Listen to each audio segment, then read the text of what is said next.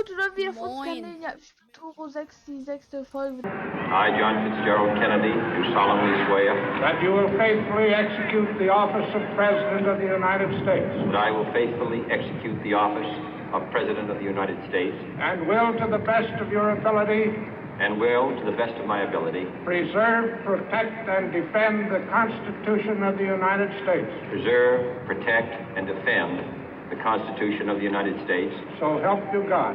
So help me God.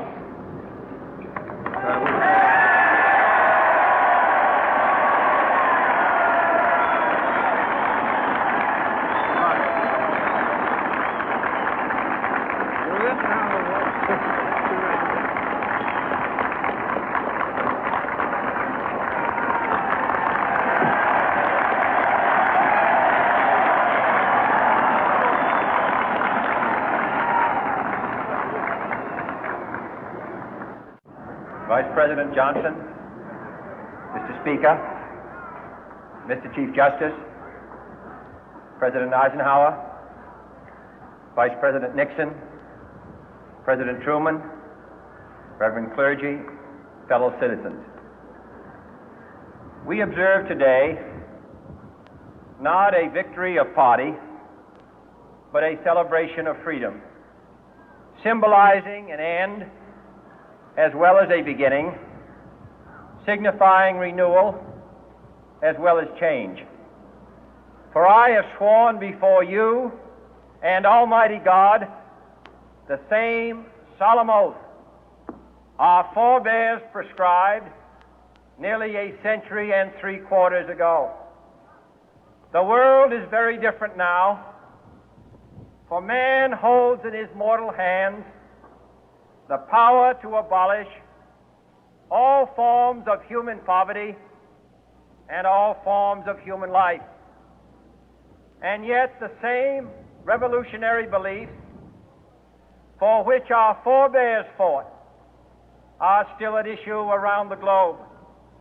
The belief that the rights of man come not from the generosity of the state, but from the hand of God. We dare not forget today that we are the heirs of that first revolution. Let the word go forth from this time and place to friend and foe alike that the torch has been passed to a new generation of Americans born in this century, tempered by war, disciplined by a hard and bitter peace, proud of our ancient heritage, and unwilling to witness or permit the slow undoing of those human rights to which this nation has always been committed and to which we are committed today at home and around the world.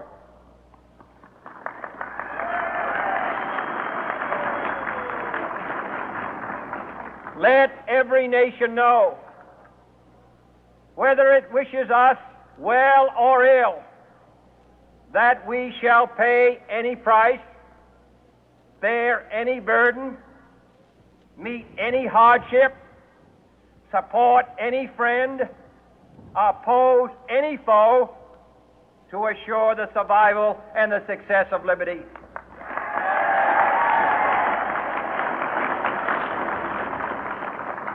This much we pledge and more.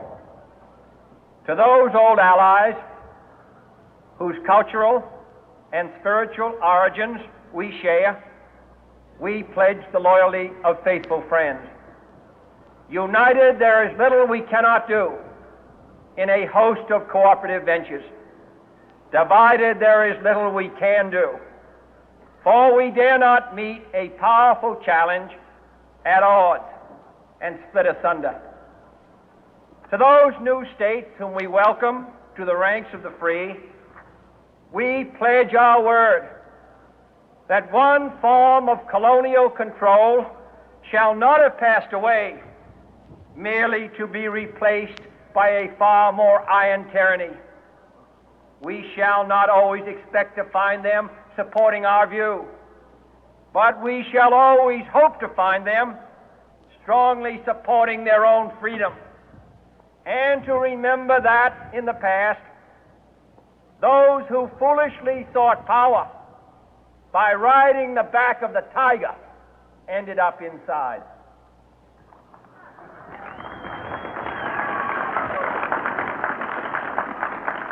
To those people in the huts and villages of half the globe struggling to break the bonds of mass misery, we pledge our best efforts to help them help themselves for whatever period is required, not because the communists may be doing it, not because we seek their votes, but because it is right.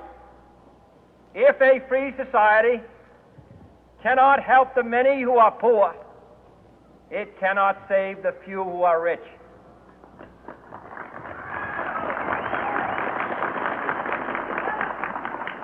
To our sister republics south of our border, we offer a special pledge to convert our good words into good deeds, in a new alliance for progress, to assist free men and free governments in casting off the chains of poverty.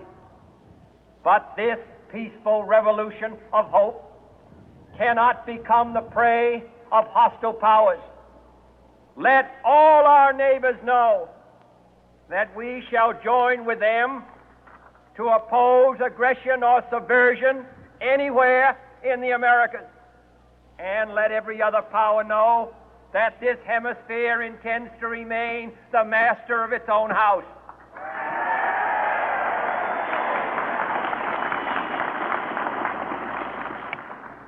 To that World Assembly of Sovereign States, the United Nations, our last best hope, in an age where the instruments of war have far outpaced the instruments of peace, we renew our pledge of support to prevent it from becoming merely a forum for invective, to strengthen its shield of the new and the weak, and to enlarge the area in which its writ may run. Finally, to those nations who would make themselves our adversary, we offer not a pledge, but a request that both sides begin anew the quest for peace. Before the dark powers of destruction, unleashed by science, engulf all humanity in planned or accidental self-destruction, we dare not tempt them with weakness, for only when our arms are sufficient beyond doubt can we be certain beyond doubt that they will never be employed. But neither can two great and powerful groups of nations take comfort from our present course, both sides overburdened by the cost of modern weapons, both rightly alarmed by the steady spread of the deadly atom, yet both racing to alter that uncertain balance of terror that stays the hand of mankind's final war. So let us begin anew, remembering on both sides that civility is not a sign of weakness, and sincerity is always subject to proof. Let us never negotiate out of fear, but let us never fear to negotiate.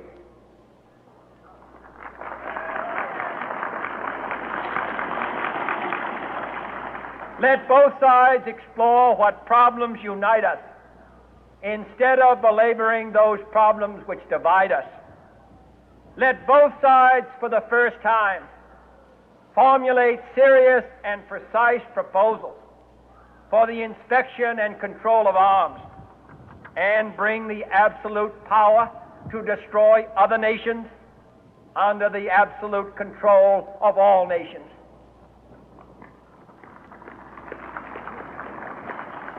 Let both sides seek to invoke the wonders of science instead of its terrors.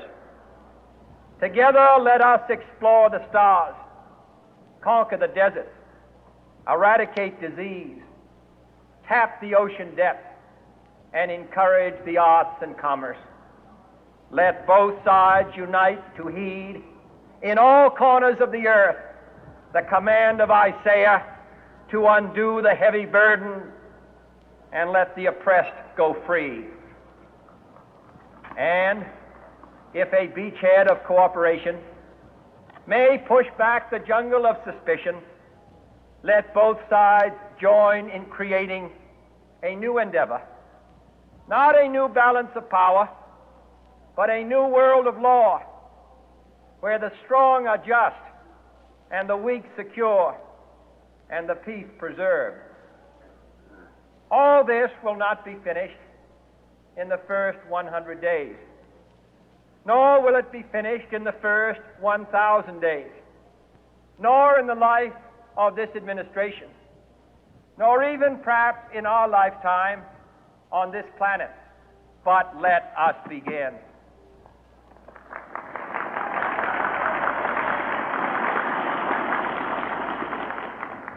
In your hands, my fellow citizens, more than mine, will rest the final success or failure of our course.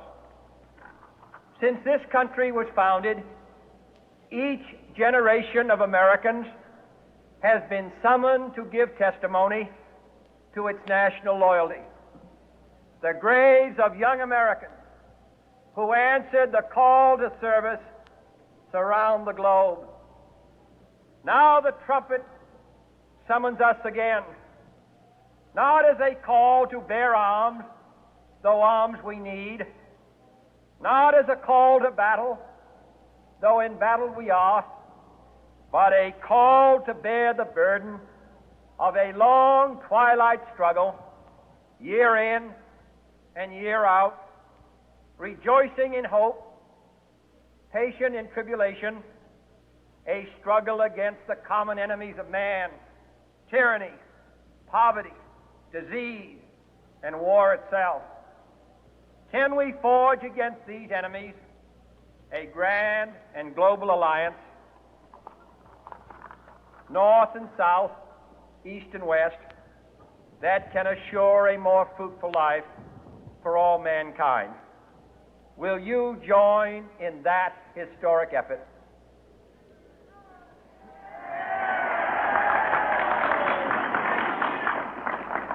In the long history of the world, only a few generations have been granted the role of defending freedom in its hour of maximum danger. I do not shrink from this responsibility. I welcome it.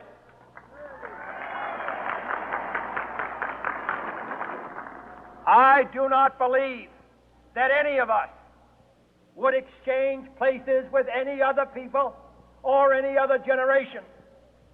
The energy, the faith, the devotion which we bring to this endeavor will light our country and all who serve it. And the glow from that fire can truly light the world. And so, my fellow Americans, ask not what your country can do for you, ask what you can do for your country.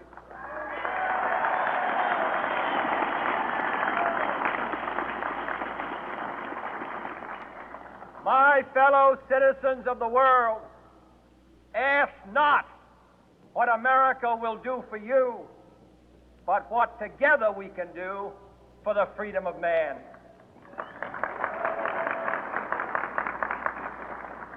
Finally, whether you are citizens of America or citizens of the world, ask of us here the same high standards of strength and sacrifice which we ask of you.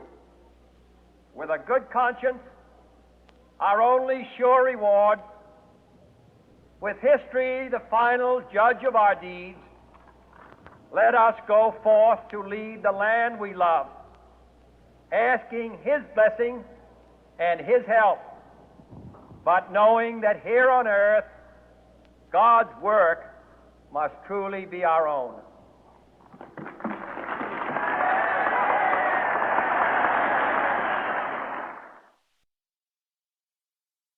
aus.